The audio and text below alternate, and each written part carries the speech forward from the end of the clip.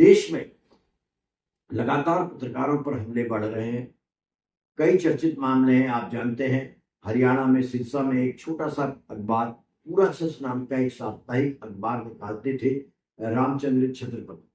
पूरा सच एक टेबलॉइड, और उसमें उन्होंने बड़ा साहस दिखाते हुए, बहुत हिम्मत दिखाते हुए डेरा सच्चा सौदा के प्रमुख गुरमीत राम रहीम का काला सच सामने लाने का प्रयास किया था। और ये छत्रपति की हत्या कर दी गई। रामचंद्र छत्रपति मार डाले गए।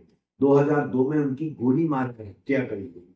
इस केस में लंबी कानूनी लड़ाई लड़ी गई थी और 2019 में फिर सेंट्रल ब्यूरो ऑफ इन्वेस्टिगेशन की जांच में सच सामने आया और अदालत ने गुरमीत राम रहीम और उसके 3 गुर्गों को आजीवन कारावास की सजा सुनाई। यह दुर्लभ उदाहरण है जब पत्रकार की हत्या में न्याय हुआ।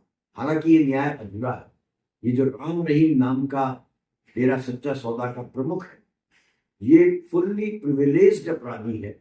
इसको लंबे लंबे पेरोल हरियाणा की सरकार देती है क्योंकि इसके पास एक बड़ा वोट बैंक है।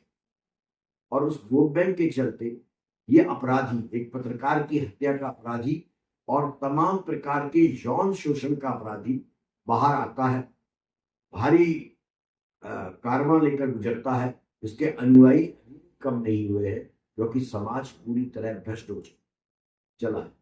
आप जानते हैं कि आसाराम बापू के केस में भी ऐसा ही है। उसके अनुयायी अभी भी कम नहीं हुए हैं।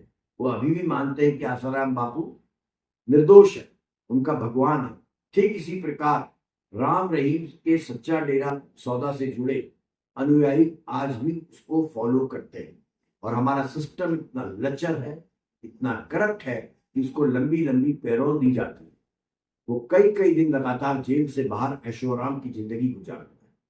बिहार में 1916 में सिवान में वरिष्ठ पत्रकार राजदेव रंजन की गोली मार के हत्या कर दी गई। माना जाता है कि उनकी रिपोर्टिंग से स्थानीय अपराध और राजनीति का जो गठजोड़ है, जो माफिया है, वो नाराज था।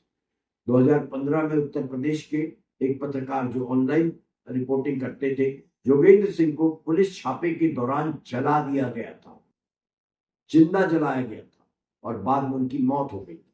उन्होंने अवैध खनन और भ्रष्टाचार पर रिपोर्टिंग की थी। 2015 बहुत पुराना समय नहीं है।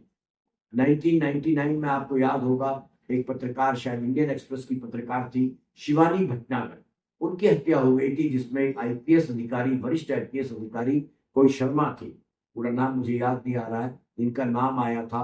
और इस प्रकरण की भी संभवतः सीबीआई जांच